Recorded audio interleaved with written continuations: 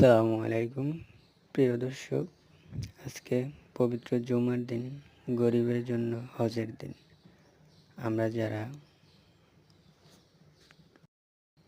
আমরা সবাই চেষ্টা করব জুমার দিনের নামাজটা পড়তে। এমনি দিন যাই করি আর না করি, মুসলমান হিসেবে আমাদের ইমানি দায়িত্ব নামাজ পড়া, আল্লাহর হুকুম মানা।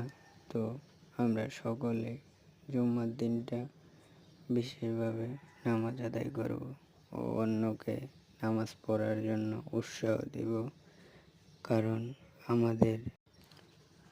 আমাদের ঈমান এত দুর্বল হয়েছে যে আমরা